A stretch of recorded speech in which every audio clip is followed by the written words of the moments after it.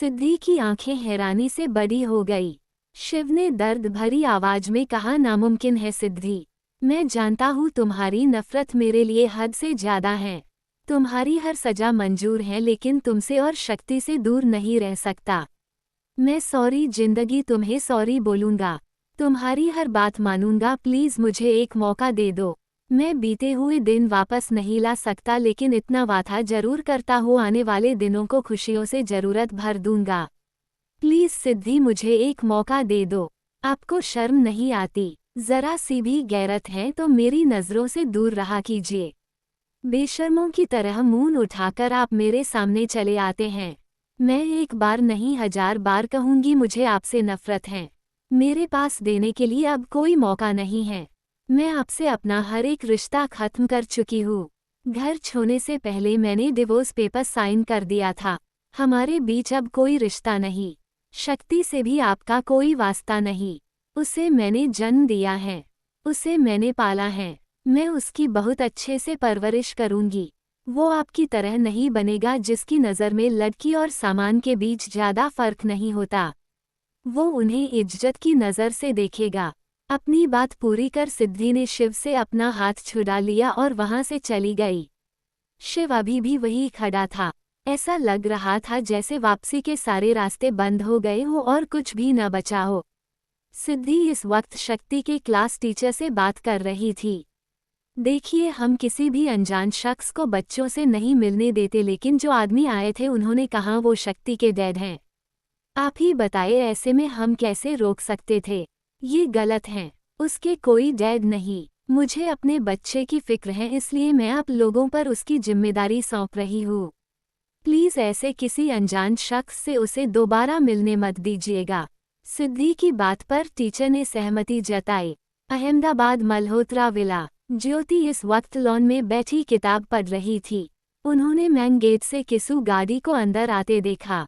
इस वक्त कौन आया होगा, यही सोचकर वो उठ खड़ी हुई।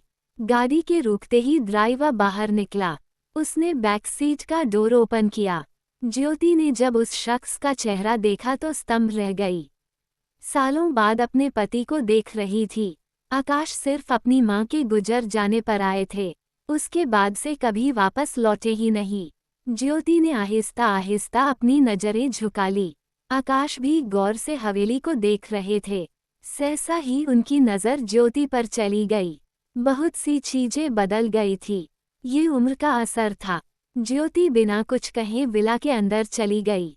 आकाश को इतना समझ आ गया कि वो अब भी उनसे नाराज हैं।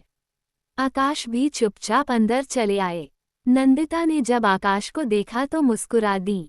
आपने तो हमें चौंका दिया देवर जी। आपके भैया ने तो कुछ बताया ही नहीं कि आप वापस आ रहे हैं।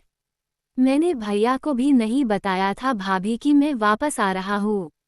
आकाश ने कहा, कोई नहीं, आप आ गए यही बहुत बड़ी बात है। जाइए, जाकर फ्रेश हो जाए, हम बाद में बात करेंगे। ये बोल नंदिता आगे बढ़ गई। आकाश अपने कमरे की ओर चल दिए। काफी लंबा वक्त गुजर गया था। अपने कमरे के बाहर आकर वो रुक गए।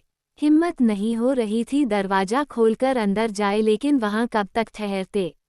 उन्होंने कोशिश की और कमरे के अंदर चले आए।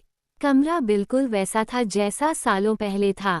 उनकी हर एक चीज अपनी जगह पर थी, मानो उनकी चीजों को सहेज कर रखा गया हो। आकाश मन ही मन खुद से बोला, जानता हूँ ज्योति, ऐसा कोई दिन नहीं बीता होगा जब तुमने मुझे याद न किया हो। आकाश ने जबरन दरवाजा खुलने की आवाज सुनी तो मुड़कर पीछे देखा। ज्योति अभी अभी कमरे के अंदर आई थी, लेकिन आकाश को देखकर रुक गई। आकाश उनके पास चले आए। कैसी हो ज्योति? ज्योति उनके बगल से होकर आगे बढ़ गई। आपको उससे क्या? अभी तक नाराज हो मुझसे? आपकी गलत फहमी है। मैं किसी से नाराज नहीं। न तो मुझे नाराज होने का हक है और न ही मेरी नाराजगी से किसी को कोई फर्क पड़ता। ज्योति की बातों से ही मालूम चल रहा था वो क्या महसूस कर रही हैं। आकाश ने उनकी बांह पकड़ उन्हें अपनी ओर घुमाया। तुम्हारी नाराजगी से किसी को फर्क भी पड़ता है और तुम्हें नाराज होने का पूरा हक भी है। मैं तुमसे माफ़ी मांगने आया हूँ। ज्योति अपने कदम पीछे लेते हुए बोली, माफ़ी का ख्याल बहुत जल्दी आ गया। अभी तो सिर्फ 7 साल बीते हैं। 7 सालों से वही कोशिश कर रहा था। तुम्हारे सामने जाओ तुमसे माफ़ी मांगूं लेकिन कभी हिम्मत नहीं जुटा पाया। बस इसी बात से डरता रहा तुमसे अपने बच्चों से नजरें कैसे मिलाऊंगा। इसलिए आपने भाग जाना सही समझा। सबसे आसान रास्ता, ज्योति ने कहा। तो आकाश बोले हाँ ये सच है। मैंने सबसे आसान रास्ता चुना। मुझे तुम लोगों का सामना करना चाहिए था। गलती की है तो माफ़ी भी मांगनी चाह थी। फिर सोचा जो मैं झेल रहा हूँ वो एक सजा ही तो है। न अपनी बीवी से मिल सकता हूँ न अपने बच्चों से। मैंने तो उसी सजा को अपनी किस्मत मान लिया। बस कीजिए अब, आपको तो आदत है आपकी बातें हर हाल में सही होती हैं। जो जी में आए वो कीजिए। मेरा आपसे कोई वास्ता नहीं। अपनी बात पूरी कर ज्योति कमरे से बाहर निकल गई। उसके लिए सचमुच उस माहौल में रुकना मुश्किल हो रहा था। वो एकांत में आकर रुक गई। अकेले रोना चाहती थी वो।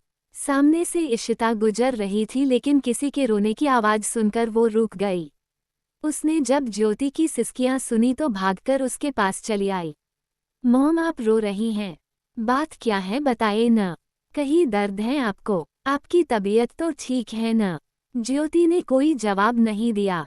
वो इशिता के गले लग गई। इशिता समझ नहीं पा रही थी आखिर उन्हें हुआ क्या है। इशिता उन्हें थामकर बोली शांत हो जाए माँ। अब तो हम सबसे ज्यादा मजबूत हैं। आप ऐसे रोएगी तो कैसे चलेगा। प्लीज शांत हो जाए। कुछ देर बाद इशिता उनसे अलग हुई। उसने ज्योति के आंसू पोंछकर कहा काफी वक्त बाद आपको इस तरह रोते देखा है। बताइए न बात क्या है। उन्हें वापस नहीं आना चाहिए था। सालों बाद उन्हें ख्याल आया कि उन्हें हम सबसे माफ़ी मांगनी चाहिए। वो हर बार हमारी भावनाओं से क्यों खेलते हैं। इशिता को समझने में थोड़ा वक्त लगा। आप डैड की बात कर रही हैं। क्या वो वापस आ गए? ज्योति ने उसकी बात पर हामी भरी। इशिता ने एक गहरी सांस भरी। मॉम ऐसा भी कोई दिन बीता है जब आपने बैंड की तस्वीर देखकर उनसे शिकायत न की हो। इस वक्त वो आपके सामने हैं। उनसे लड़िए झगड़िए जितनी शिकायत करनी है कीजिए। मैं मानती हूँ उन्होंने गलती की है लेकिन आप ही तो कहती हैं माफ़ करने वाला सबसे बड़ा होता है। क्या आप उन्हें माफ़ नहीं कर सकती? ज्योति ने अपनी आंखें बंद कर ली। इशिता वापस से उनके गले लग रही। आपको जितना नाराज़ रहना है आप रह सकती हैं लेकिन उनसे बात जरूर कीजिए। उन्हें अगर आपने दूसरा मौका नहीं दिया तो ये सही नहीं होगा। बस मुझे इतना ही कहना था। अपनी बात पूरी कर इशिता वहां से चली गई। शाम का वक्त अमायरा का घर। ऐसा लग रहा था अमायरा किसी बात पर गहराई से सोच रही थी। कभी बालकनी में टहलती तो कभी कमरे में। उसने बेड पर रखा टेडी उठाया और उसे अपने सामने लाकर बोली मैं बहुत कंफ्यूज हूँ। तुम ही बताओ न क्या करूँ। मुझे भैया को कृष के बारे में बताना है। अभी बताऊँ या नहीं? वो क्या सोचेंगे? वो कहीं मुझसे ये तो नहीं कहेंगे न। तुम बच्ची हो, ये तुम्हारी डेट करने की उम्र नहीं है। 1 मिनट मैं कोई बच्ची नहीं हूँ। 1.5 साल बाद तो मैं ग्रेजुएट हो जाऊंगी, फिर मैं बच्ची कैसे हुई? मुझे भैया और कृष की मीटिंग फिक्स करनी चाहिए। वो काफ़ी समझदार हैं। वो जरूर भैया को इम्प्रेस कर लेगा। हाँ ये अच्छा आइडिया रहेगा। अमायरा मुस्कुराती हुई कमरे से बाहर चली आई। पहले तो उसने हॉल की तरफ झांककर देखा लेकिन उसे संजय कहीं नजर नहीं आए। अभी कहाँ होंगे भैया? हाँ पक्का स्टडी रूम में होंगे। अमायरा स्टडी रूम की बढ़ बढ़ गई। अंदर आई तो देखा कुछ पुरानी तस्वीरों को देख रहे थे। अमायरा उनके बगल में जाकर खड़ी हो गई। उसने संजय से पूछा आज आपने ये क्यों निकाला? बस यूं ही माँ पापा से मिलने का मन हुआ तो निकाल लिया, संजय ने कहा। अमायरा ने उसकी बांह पकड़ी और उससे अपना सिर टिका लिया। आई नो आप माँ पापा को मिस कर रहे हैं। भैया आप जल्दी से शादी कर लीजिए। आपकी छोटी सी फैमिली होगी। देखिए फिर हमारे घर में भी हर रोज खुशी होगी। खुशियाँ तो मेरे घर में अब भी हैं तुम्हारे होने से, संजय ने कहा। अमायरा ने अपना चेहरा ऊपर उठाया। हमेशा नए बहाने ढूंढकर आप मुझे चुप करा देते हैं। आपको पता है इस साल आप 38 के हो जाएंगे। कुछ तो ख्याल कीजिए भैया। प्लेयर्स रिटायरमेंट ले लेते हैं इस एज में और आपने अभी तक शादी भी नहीं की। तुम्हें कौन ये उल्टी सीधी बातें सिखाता है? तुम्हारे कहने का मतलब तुम्हारे भैया अब बूढ़े हो चुके हैं। नहीं भैया, मैं एग्जैक्टली ये नहीं कहना चाहती। आप समझ नहीं रहे हैं। हाँ हाँ, मैं सब समझ रहा हूँ। वैसे मुझे कुछ बताना था। संजय की बात अमायरा गौर से सुन रही थी।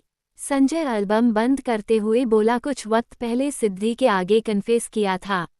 ये सुनते ही अमायरा खुशी से उछल पड़ी। सच्ची? फिर क्या कहा उन्होंने? जल्दी बताए न। कुछ नहीं कहा। संजय का ये ठंडा जवाब सुनकर अमायरा की सारी मुस्कुराहट गायब हो गई। क्या मतलब है कुछ नहीं कहा? ऐसा कैसे हो सकता है भैया? मुझे लगता है उन्हें सोचने के लिए थोड़ा वक्त चाहिए। वैसे भी उनकी हर एक डिसीजन मुझे मंजूर होगा, फिर चाहे वो हाँ करे या ना। संजय ने बड़ी आसानी से ये बात कह दी, लेकिन अमायरा के लिए इन बड़ी बातों को समझना मुश्किल था। वहीं दूसरी तरह रात काफ़ी हो चुकी थी और सिद्धि इस वक्त अपने कमरे में थी। सालों बाद उसने अलमीरा का लॉक खोला था। काफ़ी वक्त बाद वो मंगलसूत्र को देख रही थी।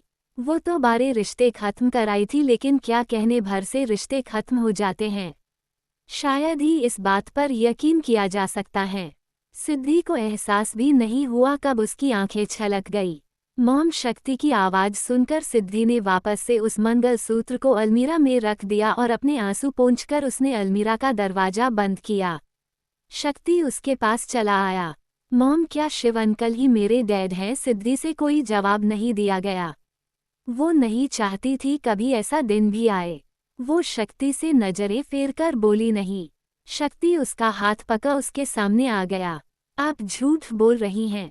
मैंने सुना था उन्होंने अपने कहा था वो मेरे डैड हैं।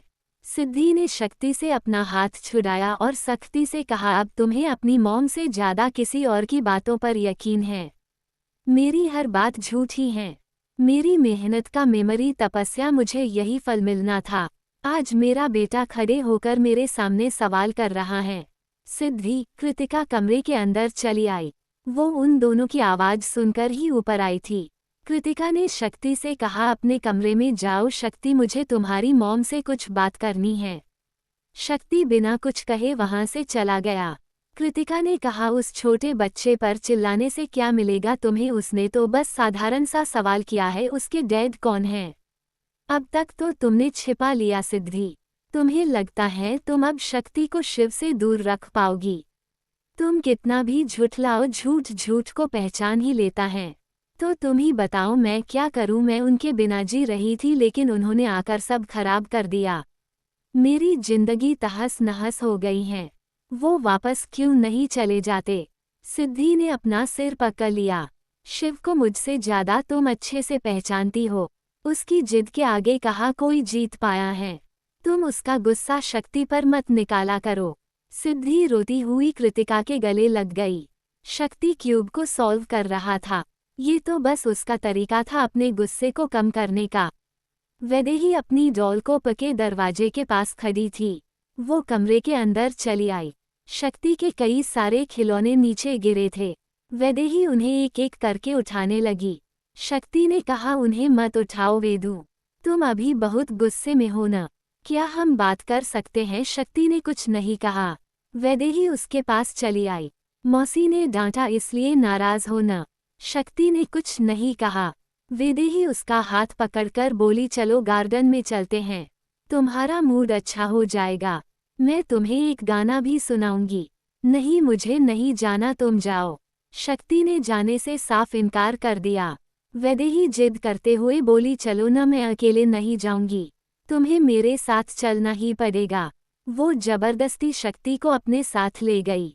दोनों गार्डन में पहुंचे। वैदेही भागती हुई झूले के पास पहुंची और फिर शक्ति की ओर देखकर बोली, आज की राइड मैं तुम्हें दूंगी, जल्दी आओ। शक्ति चुपचाप जाकर झूले पर बैठ गया। वैदेही ने उसे झुलाना शुरू किया।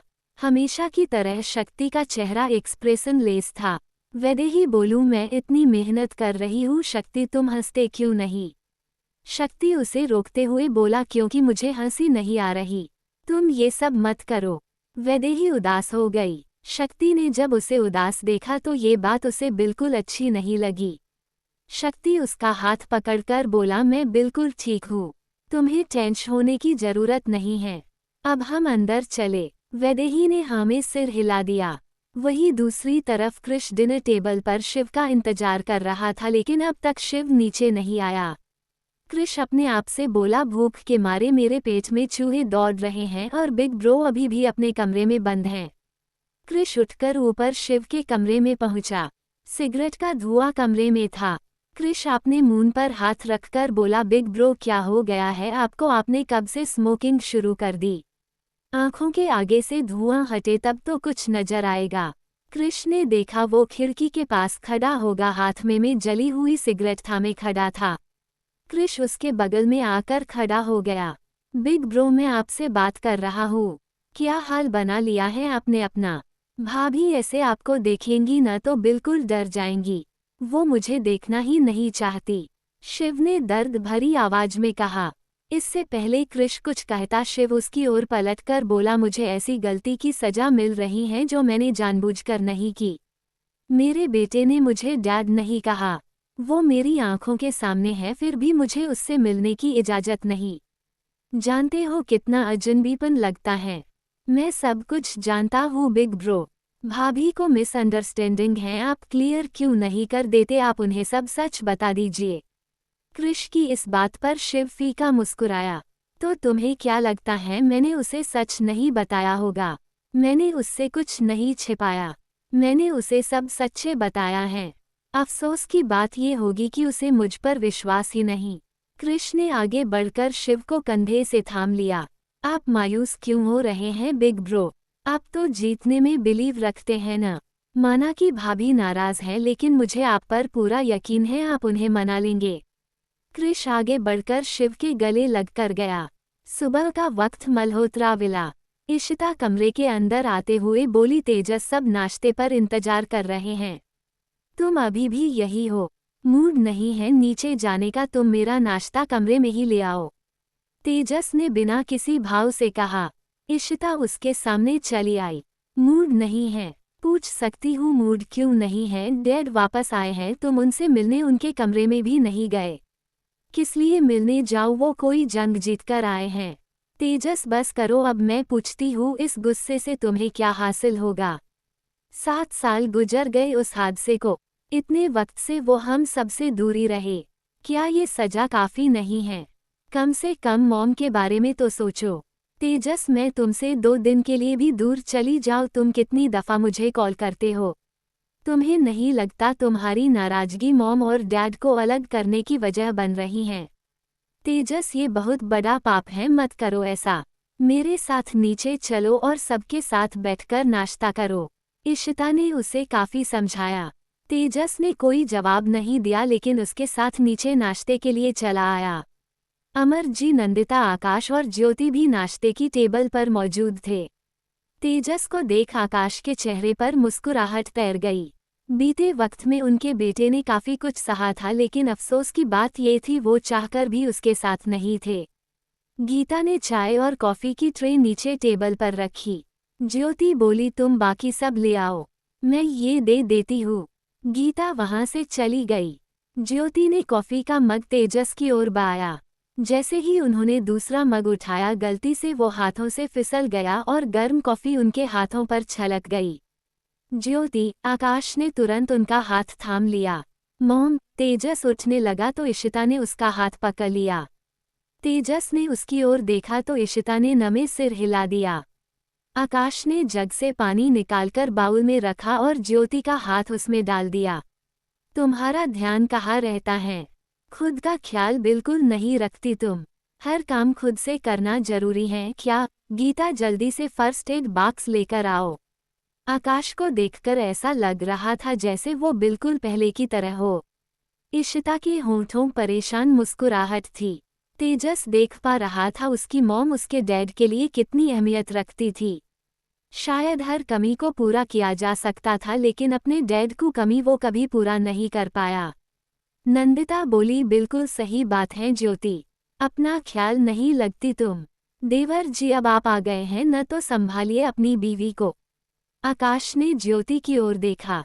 उनकी आंखों भावुकता से भर गई थी। कहीं आंखों से आंसू न छलक जाए, इसलिए उन्होंने नजरें नीची कर ली। गीता फर्स्ट एड बॉक्स ले आई। तेजस्वी ने कहा मॉम मैंने डॉक्टर को कॉल करूं? नहीं उसकी कोई जरूरत नहीं है, मैं ठीक हूँ। ज्योति ने इनकार किया। आकाश उनके हाथ पर दवा लगाते हुए बोले अब तुम कोई काम नहीं करोगी, कुछ भी चाहिए हो बता देना। डेड मॉम के राइट हैंड में दर्द है, ऐसे में वो खाना कैसे खा पाएगी? इशिता ने ज्योति को छेड़ने के लिए ये बात कही। आकाश बोले चिंता करने को जरूरत नहीं क्योंकि मेरे हाथ ठीक हैं। ज्योति आहिस्ता से बोली उसकी कोई जरूरत नहीं है, आप अपना नाश्ता कीजिए, पहले तुम खाओगी उसके बाद मैं। ये कहते हुए आकाश ने खाने का एक निवाला ज्योति की ओर बढ़ा दिया। ज्योति ने फिर धीरे से कहा बच्चे देख रहे हैं। इशिता तेजस का हाथ पकड़कर बोली मॉम आपको ऑकवर्ड लग रहा है तो हम दोनों चले जाते हैं। नहीं मैंने किसी को जाने के लिए नहीं कहा, ज्योति उन्हें टोकते हुए बोली। हालांकि वो असहज महसूस कर रही थी लेकिन आकाश के हाथों से उन्होंने खा लिया। इशिता तेजस की ओर देखकर आहिस्ता से बोली यू आर सो अनरोमांटिक। याद भी है मुझे लास्ट टाइम कब अपने हाथों से खाना खिलाया था? तेजस ने एक गहरी सांस अंदर ली और खाने का दूसरा निवाला इशिता के मुंह में डाल दिया। तुम्हारे हाथ ठीक हैं न, चुपचाप से नाश्ता करो। इशिता ने अजीब सा मुंह बना लिया। सुबह का वक्त कृतिका का घर अनिकेत गार्डन में इंतजार कर रहे थे। वैदेही वहां अकेले पहुंची तो अनिकेत ने पूछा शक्ति कहाँ है? उसके रूम का डोर लॉक था, मुझे लगता है वो अभी तक नहीं उठा। कल रात उसका फेस काफी सैड था इसलिए मैंने नहीं जगाया, आज तो उसका बर्थडे है। अनिकेत ने जैसे ही ये कहा वैदेही बोली आपने उसके लिए कौन सा गिफ्ट लिया? गिफ्ट तुम्हारी मॉम ने खरीदा है इसलिए मुझे नहीं मालूम। तुमने कोई गिफ्ट सिलेक्ट किया या नहीं? अनिकेत के इस सवाल पर वैदेही मुस्कुरा दी। वो तो सरप्राइज है, मैं आपको अभी नहीं बताऊंगी। ये बोल वो भागती हुई वहां से चली गई। अनिकेत ने पीछे से आवाज लगाई आज की क्लास का क्या? वैदेही रुक गई और पलटकर बोली मिस्टर प्रोफेसर आज की क्लास डिसमिस। इतना कहकर वो खिलखिलाकर हंस पड़ी और भागती हुई घर के अंदर चली गई। अनिकेत ने मेन गेट के पास किसी गाड़ी कोई रुकते देखा। इतनी सुबह सुबह कौन आया है, उन्होंने अपने आप से सवाल किया। जाकर देखा तो पता चला आनंद और माहिरा आए हुए थे। उन्हें देख अनिकेत के चेहरे की मुस्कुराहट बढ़ गई। अनिकेत आनंद के गले आ लगा। कैसे हैं साले साहब? मैं बिल्कुल ठीक हूँ, आप बताइए, आनंद ने पूछा। हम भी बिल्कुल ठीक हैं। कैसी हो माहिरा? अनिकेत ने जब माहिरा की ओर देखा तो माहिरा बोली ठीक हूँ लेकिन आप सबको बहुत मिस करती हूँ। स्वरा रोने लगी तो अनिकेत बोला अरे मैंने तो अपनी भतीजी से पूछा ही नहीं वो कैसी हैं। अपनी दादी की चहेती हैं और हम सबको परेशान करने में इसे बड़ा मजा आता है। माहिरा के ये कहते ही सब एक साथ हंस पड़े। अनिकेत उन्हें अंदर ले गए। आनंद ने ड्राइवर से सारा सामान अंदर लाने को कहा। कृतिका ने जब उन दोनों को देखा तो उसकी खुशी दुगुनी हो गई। आज की सुबह सचमुच मेरे लिए बहुत खूबसूरत होने वाली है। कृतिका ने आनंद के बाल बिगाड़ते हुए कहा हेयर स्टाइल बदल लिया तुमने? हेयर स्टाइल इसलिए थोड़ी न चेंज किया था ताकि तुम मेरे बाल बिगाड़ दो, इडियट कहेगी, आनंद ने खींचते हुए कहा। कृतिका स्वरा को अपनी गोद में थामते हुए बोली 1 साल की हो गई न, ये तस्वीर से भी ज्यादा खूबसूरत लगती हैं। माहिरा उसकी बातें सुन मुस्कुरा दी। आनंद ने पूछा सिद्धि और बच्चे कहाँ हैं, नजर नहीं आ रहे? वो लोग अपने कमरे में होंगे, आ जाएंगे, तुम लोग बैठो तो सही। माहिरा मैंने कमरा साफ कर दिया है, तुम जाकर कपड़े चेंज कर लो, काफी अनकंफर्टेबल हो रहा होगा तुम्हें।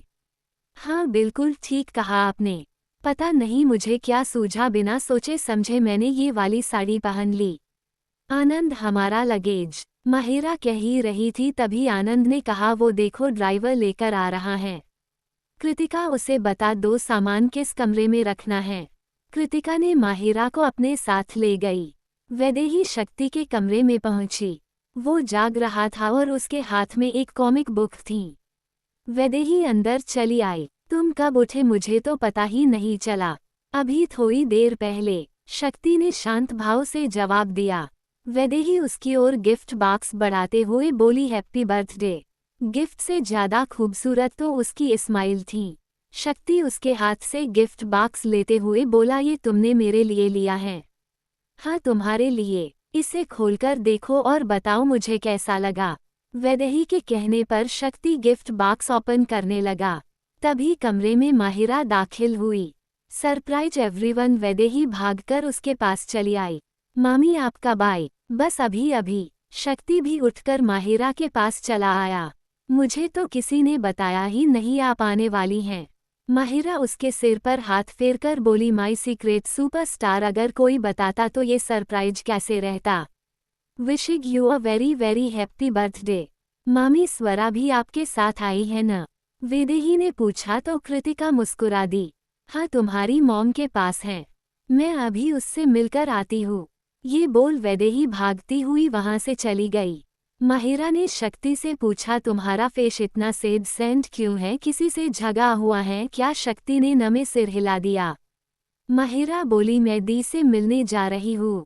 तुम्हारा गिफ्ट भी लेकर आई हूँ। सब सामान अनपैक करूंगी तब दूंगी। अच्छा तो अभी मैं चलती हूँ। ये बोल माहिरा वहां से चली गई। शक्ति भागकर टेबल के पास पहुंचा और ड्रॉर से उसने फोन निकाला। एक ही नंबर से ढेर सारे कॉल आए थे और ये नंबर शिव का था। फोन साइलेंट पर होने की वजह से शक्ति को कुछ पता ही नहीं चला। उसने शिव को वापस से कॉल बैक किया। 1 से 2 रिंग में ही शिव ने कॉल रिसीव कर लिया। मैं तुम्हारे ही कॉल का वेट कर रहा था। आज तुम्हारा बर्थडे है। हैप्पी बर्थडे शक्ति। शक्ति ने मुंह से एक शब्द भी नहीं निकाला। वो अभी भी फोन थामकर शांत खड़ा था। उसने अब कहीं जाकर अपना मुंह खोला, आप सचमुच मेरे डैड हैं। शिव क्या ही कहती, ऐसा महसूस हो रहा था। उसने अब तक कोई जिम्मेदारियां नहीं निभाई। शिव ने खुद को रोका नहीं और खुद को संभालते हुए बोला, yes I am your dad. Shiv के चेहरे पर हल्की सी मुस्कुराहट तैर गई। ऐसा नहीं था उसके पास शिव के लिए कोई सवाल नहीं था। उसे तो अपने बैग से ढेर सारी शिकायतें करनी थी। शक्ति ने कहा, आज मेरा बर्थडे है, आप आएंगे न? जरूर आऊंगा। तुम बताओ तुम्हें तोहफे में क्या चाहिए? मुझे कुछ नहीं चाहिए, मुझे सिर्फ मेरे डैड चाहिए। शिव उसकी बात सुन मुस्कुरा दिया। दोनों ने एक साथ फोन नीचे रखा। जितनी खुशी शिव के चेहरे पर थी उतनी ही शक्ति के चेहरे पर भी। माहिरा सिद्धि के कमरे में पहुंची। सिद्धि किसी से फोन पर बात कर रही थी। माहिरा दबे पांव अंदर चली आई और पीछे से जाकर सिद्धि को बाहों में भर लिया। पल भर के लिए तो सिद्धि भी डर गई, लेकिन माहिरा की हंसी सुनकर वो संभल गई। सिद्धि कॉल कटकर उसकी ओर पलटी। तुमने तो मुझे डरा ही दिया। शुक्र मनाओ बस हार्ट अटैक नहीं आया। अब बस भी करो न दी। अच्छा बोला करो, मैं क्यों आपको हार्ट अटैक देने लगी? वैसे भी आपकी बहन अब डॉक्टर हैं। माहिरा की बातें सुनकर सिद्धि मुस्कुरा दी। तुम डॉक्टर बन चुकी हो, यहाँ तक कि एक बच्चे की माँ भी हो, लेकिन आदतें अभी भी बच्चों वाली। अच्छा ये बताओ घर में सब कैसे हैं? आंटी अंकल और बाकी सब? सब बहुत अच्छे हैं। मैंने आपको बहुत मिस किया थी। जब कभी बड़ी माँ के पास बैठती हूँ तो उनकी बातों में आपका और कृतिका दी का जिक्र आ ही जाता है। ये सुनकर सिद्धि भावुक हो गई। उसने तो सबसे सच्चाई छिपाई थी कि वो जिंदा है। सब यही समझ रहे थे कि वो 7 साल पहले हुए हादसे में मर चुकी हैं। हालांकि सिद्धि ने खुद को संभाल लिया। उसने मुस्कुराकर पूछा, स्वरा कहाँ है? नीचे कृतिका दी के साथ खेल रही हैं। फिलहाल मैं कमरे में जा रही हूँ, मुझे कपड़े चेंज करने हैं, मैंने अब तक नहीं किए। ये कहते हुए माहिरा आगे बढ़ गई। सिद्धि नीचे चली आई। आनंद की नज़र जब सिद्धि पर गई तो वो सोफे से उठ खड़ा हुआ। कैसी हो सिद्धि? जैसी भी हूँ आपके सामने हूँ, आप अपनी बताइए, सिद्धि ने पूछा तो आनंद मुस्कुरा दिया। उसने भी सिद्धि के अंदाज में ही जवाब दिया, जैसा भी हूँ तुम्हारे सामने हूँ। उन दोनों की बातें सुनकर बाकी सब हंस पड़े। सिद्धि कृतिका के पास चली आई।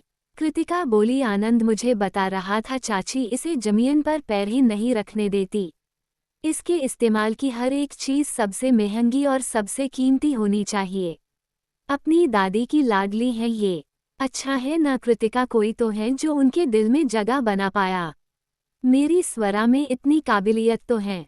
वैसे वेदू कहीं दिखाई नहीं दे रही, अपने कमरे में गई हैं, कह के गई हैं। स्वरा उसके साथ उसके कमरे में रुकेगी। मैंने कहा ये इस वक्त बहुत छोटी हैं, ये अपनी मॉम के साथ ही रुकेगी, लेकिन वो कहाँ सुनने वाली हैं। सिद्धि कुछ कहने ही जा रही थी कि तभी उसके फ़ोन की बेल बजी। संजय का नंबर देखकर सिद्धि उठकर साइड में चली आई। उसने फ़ोन रिसीव किया तो दूसरी तरफ से संजय की आवाज़ आई। आई एम सॉरी, मैंने तुम्हें डिस्टर्ब कर दिया। जानता हूँ आज तुम्हारा हॉलिडे है, उसके बाद भी। दरअसल मुझे कल वाली फाइल नहीं मिल रही थी, मैं आज मीटिंग के लिए जा रहा था। कोई बात नहीं, मैं बिल्कुल भी परेशान नहीं हुई। वो फाइल मैंने कल आपके ड्रोल में रख दिया था। सिद्धि की ये कहने पर संजय ने ड्रोल ओपन किया। फाइल वही थी। संजय मुस्कुरा दिया। मैं भी कितना बेवकूफ़ हूँ, सब जगह देखा लेकिन यहाँ देखा ही नहीं। कोई बात नहीं, होता है कभी कभी। मैं वैसे भी आपको कॉल करने वाली थी। आपको मालूम ही होगा आज शक्ति का बर्थडे है। घर पर छोटी सी दावत रखी है। आप और अमायरा आएंगे तो हम सबको बहुत अच्छा लगेगा। हाँ क्यों नहीं, बेफिक्र रहिए, हम जरूर आएंगे। अपनी बात पूरी कर संजय ने कॉल कट कर दिया। सिद्धि ने महसूस किया जैसे कोई उसके बगल में खड़ा है। सिद्धि ने देखा इस वक्त आनंद वहां खड़ा था। आनंद बिना उसकी ओर देखे बोला, बहू बदल गई हो सिद्धि, तुम्हारी मुस्कुराहट भी दिन ब दिन कम होती जा रही है। सिद्धि अपने चेहरे पर मुस्कुराहट बिखेर कर बोली, ऐसी तो कोई बात नहीं है, देखिए मैं अभी भी मुस्कुरा रही हूँ।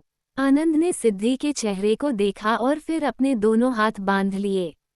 मेरे सामने झूठ मत कहा करो सिद्धि, मैं तुम्हें बचपन से जानता हूँ।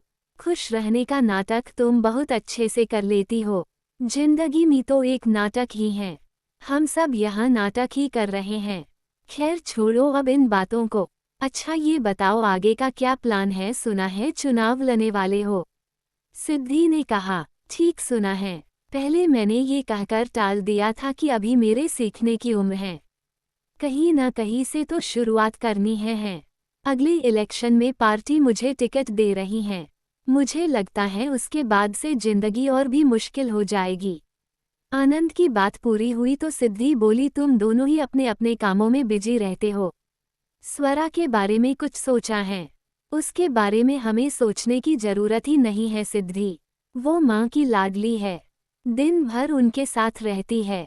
स्वरा की फिक्र मत करो, वैसे भी मैं कितना ही बिजी क्यों ना हो जाओ, मेरे लिए मेरी फैमिली मायने रखती हैं। आनंद की इस दौरान बात पर सिद्धि मुस्कुरा दी। कैफे उठी। अमायरा बार बार अपनी वॉच में टाइम देख रही थी। ये कोई बात हुई भला, मैं कब से इंतजार कर रही हूँ, जबकि मुझे इंतजार करना बिल्कुल नहीं पसंद। आने दो, मैं बात ही नहीं करूँगी। कृष ने अभी अभी गाड़ी पार्क की थी, वो कैफे के अंदर चला आया। आसपास नजरें दौड़ाई तो उसे दाएं और तीसरे नंबर की टेबल दिखा जहां अमायरा अकेली बैठी थी। कृष उसके पास चला आया। मैंने ज्यादा तो इंतजार ही करवाया न?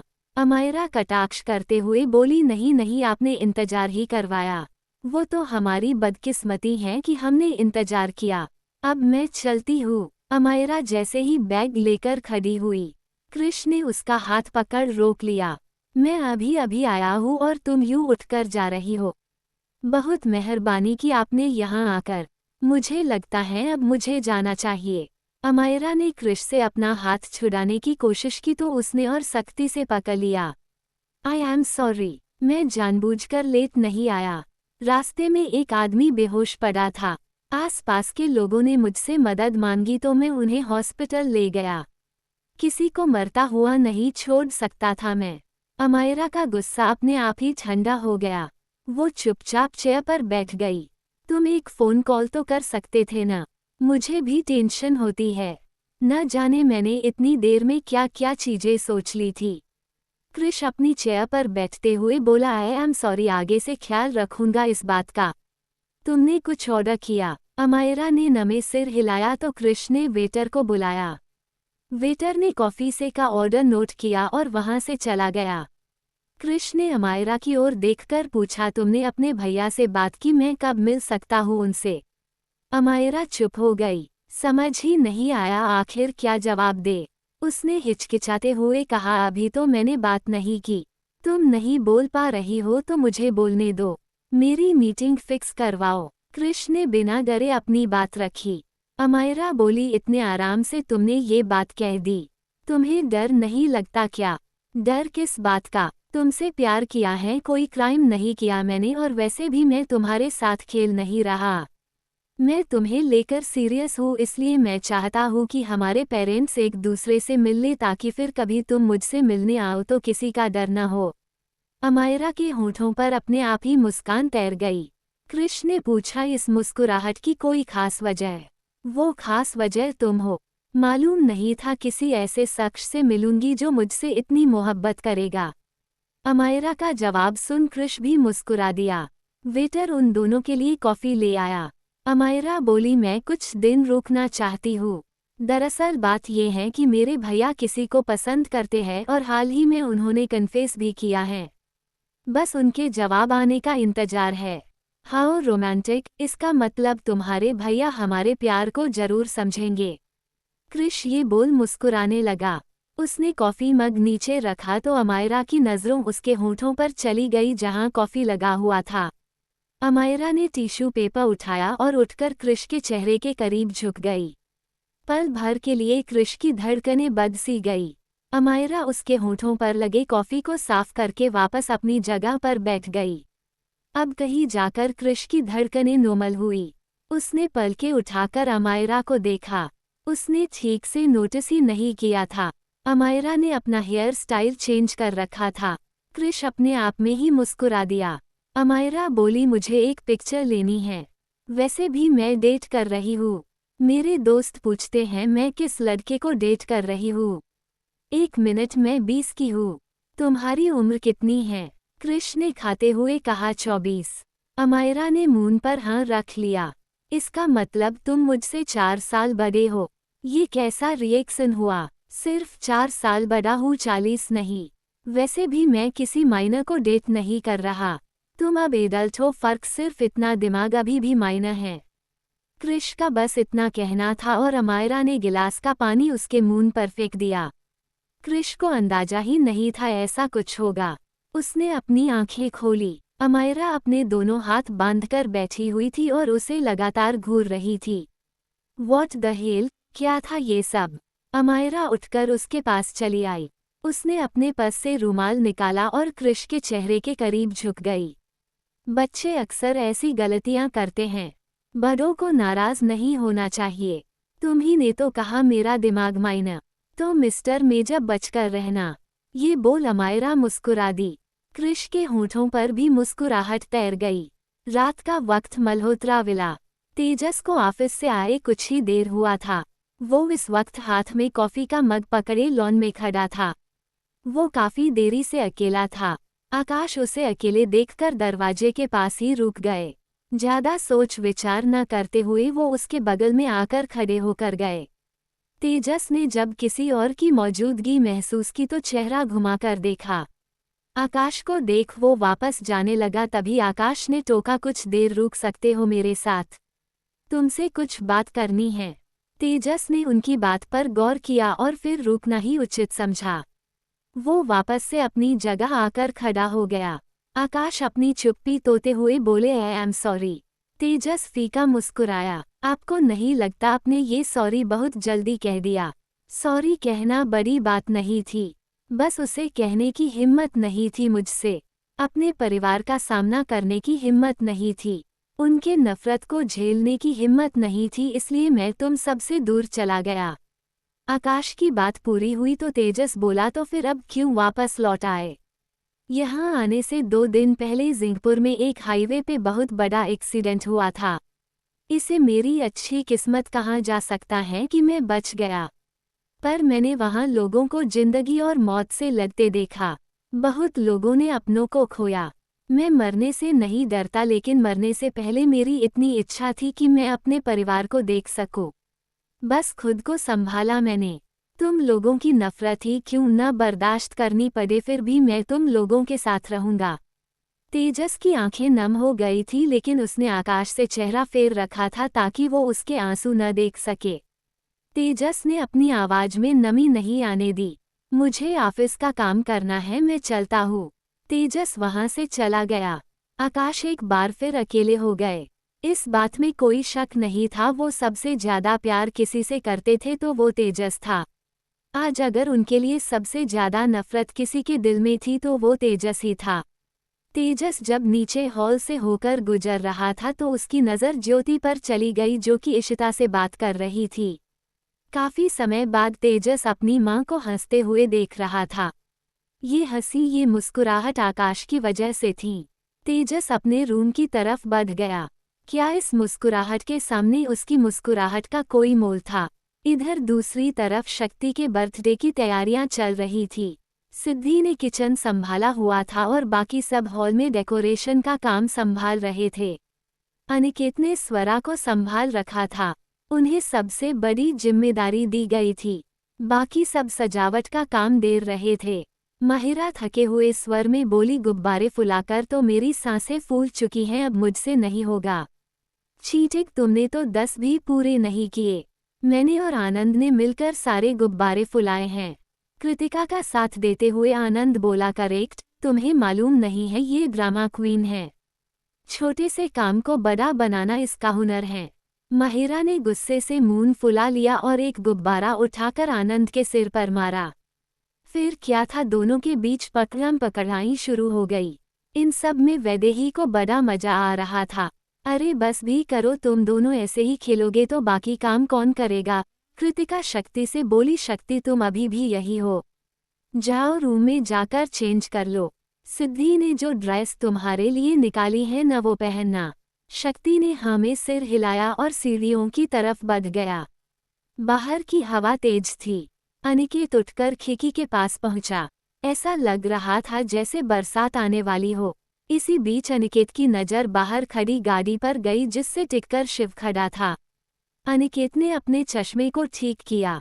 कहीं उनसे देखने में कोई गलती तो नहीं हुई, लेकिन ये सच था। अनिकेत ने खिड़की बंद नहीं की और किचन में चले गए। उन्हें आते देख सिद्धि बोला, मेरा काम लगभग फिनिश हो गया है, अब मैं आप लोगों की मदद कर सकती हूँ। सिद्धि, क्या तुमने शिव को भी यहाँ बुलाया है? अनिकेत ने सीधा सवाल किया। मैं भला उस इंसान को यहाँ क्यों बुलाऊंगी? सिद्धि ने कहा। अनिकेत ने खिड़की की तरफ इशारा कर कहा, जरा बाहर झांक कर देखो। हवा तेज थी इसलिए सिद्धि ने दरवाजा बंद कर रखा था। अनिकेत के कहने पर उसने खिड़की खोला। उसे यकीन नहीं हुआ अनिकेत के सवाल का ये अर्थ था। सिद्धि खिड़की बंद करते हुए बोली, मैंने उस इंसान को नहीं बुलाया और मैं नहीं चाहती वो इंसान घर के अंदर भी आए। ये बोल सिद्धि किचन से बाहर निकल गई। बाकी सब अपने अपने काम पर लगे हुए थे इसलिए किसी ने सिद्धि पर ध्यान नहीं दिया। सिद्धि घर से बाहर निकली और रुक गई। सचमुच शिव यही था। सिद्धि ने अपने कदम उसकी ओर बढ़ा दिए। क्यों आए हैं आप यहाँ? आज शक्ति का बर्थडे है। मैं बस उससे मिलने आया हूँ। किसी को कोई परेशानी नहीं होगी, बस उससे एक बार मिलकर चला जाऊंगा। शिव ने बड़े ही शांत भाव से कहा। सिद्धि गुस्से से बोली, बिल्कुल नहीं, मैं आपको उससे मिलने की इजाज़त बिल्कुल नहीं दूंगी। हमें आपसे कोई मतलब नहीं होता, वापस चले जाइए। मैं नहीं चाहती आपकी वजह से मेरे मेहमानों को तकलीफ हो। ये बोल सिद्धि जाए लगी तो शिव ने उसका हाथ पकड़ लिया। सिद्धि, मुझे मेरे बेटे से मिलने दो, मैं उससे मिले बिना यहाँ से नहीं हिलूंगा। इधर शिव की बात पूरी हुई वैसे ही उसके चेहरे पर एक जोरदार पंच पड़ा। सिद्धि का हाथ भी उसके हाथ से छूट गया। इस तरह अचानक हमला आनंद ने किया था। शिव संभलता उससे पहले ही आनंद ने उसके चेहरे पर दूसरा पंच जड़ दिया। सिद्धि ने मुंह पर हाथ रख लिया। आनंद शिव का कॉलर पकड़ उसे झकझोरते हुए बोला, तुम्हारी दिक्कत क्या है? इतना सब करने के बाद भी तुम्हें चैन नहीं मिला। मौत के कगार पर लाकर छोड़ दिया था तुमने उसे। जैसे ही मालूम चला वो जिंदा है वैसे ही आ गए उसे परेशान करने। तुम सचमुच एक घटिया मर्द हो। शिव ने एक गहरी सांस छोड़ते हुए कहा, तुम्हें जो कहना है कह सकते हो, मैं बुरा नहीं मानूंगा। मुझे मेरे बेटे से मिलने दो। कौन सा बेटा? किस रिश्ते की बात कर रहे हो तुम? उसकी सारी जिम्मेदारियां सिद्धि ने अकेले उठाई हैं। तुम्हारा उस पर कोई हक नहीं। ये मत सोचना कि वो अकेली हैं। तुम उसके साथ जो चाहे वो कर सकते हो। उसका परिवार उसके साथ खड़ा है। इस दफा उस तक पहुंचने के लिए तुम्हें मुझसे भिड़ना पड़ेगा। आई बात समझ में? सिद्धि ने आनंद का हाथ पकड़ उसे शिव से दूर करते हुए कहा, छोड़ भी दो आनंद, मुझे आज के लिए कोई तमाशा नहीं चाहिए। शिव के होठों से खून निकल रहा था। उसने अपने हाथ से छू कर देखा। मैं इंतजार करूंगा लेकिन यहाँ से जाऊंगा नहीं। शक्ति से मिले बिना यहाँ से नहीं हिलूंगा। तो मैं अभी पुलिस को फोन करता हूँ, आनंद ने कहा तो सिद्धि ने उसका हाथ पकड़ रोक लिया। जिन लोगों का मेरे लिए कोई महत्व नहीं, मैं उनकी बातों को भी अहमियत नहीं देती। सिद्धि और आनंद दोनों ने सामने की ओर देखा। ब्लैक कलर की कार आकर रुकी थी। ये कार संजय की थी। कार से निकलते ही अमायरा सिद्धि की ओर दौड़ पड़ी और सीधा उसके गले लग गई। I really miss you sweet hot, आज आप बहुत सुंदर लग रही है। सिद्धि उससे अलग होकर बोली, सबसे प्यारी तुम लग रही हो। सिद्धि ने संजय की ओर देखा तो संजय बोला, सॉरी, हमने आने में देर तो नहीं कर थी। आपको तो मालूम ही होगी, हमारी राजकुमारी जब तक सेटिस्फाई न हो जाए हम घर से बाहर कदम भी नहीं रख सकते। संजय की बात सुन सिद्धि मुस्कुरा दी। संजय ने आनंद की ओर इशारा कर पूछा, इनकी तारीफ? ये मेरे बहनोई हैं आनंद राव। आनंद, ये मिस्टर संजय हैं मेरे बॉस, मैं इन्हीं की कंपनी में काम करती हूँ। सिद्धि ने उन दोनों का परिचय करवाया। आनंद ने संजय से हाथ मिलाकर कहा, आपसे मिलकर बहुत खुशी हुई। मुझे भी, संजय ने कहा। बातें अंदर भी हो सकती हैं, प्लीज सब अंदर चलिए, सिद्धि ने कहा तो संजय बोले, आप सब चलिए, मुझे गाड़ी से सामान निकालना है। बाकी सब आगे बढ़ गए। संजय की नज़र अब कहीं जाकर शिव पर गई। संजय ने गौर से उसके चेहरे को देखा। एक्सक्यूज मी, आपको ये चोटें कैसे आई? आप ठीक तो हैं न? शिव ने नजरें उठाकर संजय को देखा। मैं ठीक हूँ, इतना कहकर उसने पॉकेट से रुमाल निकाला और होठों पर लगे खून को साफ करने लगा। संजय अपनी गाड़ी की तरफ बढ़ गया। अमायरा को देख सबकी खुशी दुगुनी हो चुकी थी। अमायरा के लिए भी कुछ चेहरे नए थे। कृतिका ने उसे माहिरा से मिलवाया। अमायरा बोली, मैं इन्हें पहचानती हूँ, मैंने इनकी तस्वीर देखी है। सिद्धि जी ने मुझे बताया है ये बहुत शैतानियाँ करती हैं और उतनी ही अच्छी डॉक्टर भी। माहिरा चिढ़ते हुए बोली, दी न हर जगह मेरी तारीफ करनी शुरू कर देती हैं। मैं कोई शैतान नहीं। अच्छा, अगर सबकी बातें खत्म हो गई हो तो केक ले आए। हमारा करती कहाँ है, कहीं नजर नहीं आ रहा, अनिकेत ने कहा तो कृतिका सीढ़ियों की तरफ इशारा करते हुए बोली, वो देखिए वो आ रहा है हमारा शक्ति। शक्ति तैयार होकर नीचे ही आ रहा था। वाइट शर्ट और ब्लैक जीन्स, चेहरे पर मुस्कुराहट की बजाय एक कठोरता था। बचपन की मासूमियत कहीं नजर ही नहीं आ रही थी। माहिरा आगे बढ़ गई। वो शक्ति को साथ लेकर सबके बीच चली आई। आप सब शांत क्यों हो गए?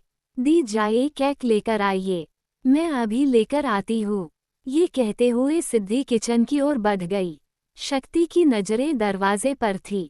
शक्ति मन ही मन खुद से बोला, आपने कहा था कि आप आएंगे, क्या आपने मुझसे झूठ कहा था?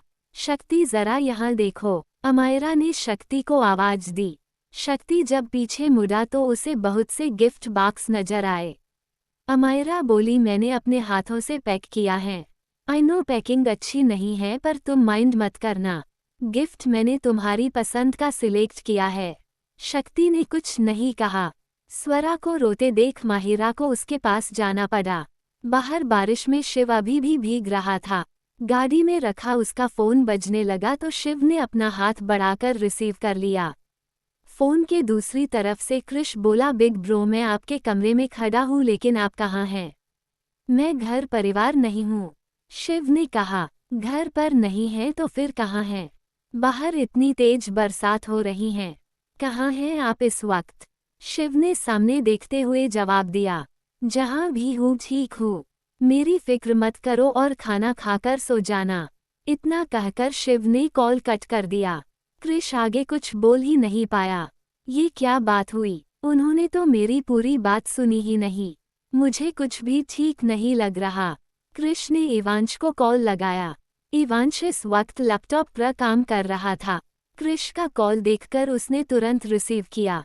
उसके हल्लो कहने से पहले ही क्रिश बोल पड़ा, कैसे सेक्रेटरी हैं आप? आपको पता भी है आपके चीफ कहाँ हैं? कैसे काम करते हैं आप अपना? क्या हुआ, आप इतने गुस्से में क्यों हैं? चीफ मुझे अपने साथ नहीं ले गए। मैंने जिद की थी, उसके बाद भी नहीं। मैं अपने आदमियों से कहता हूँ उन्हें ट्रेस करने के लिए।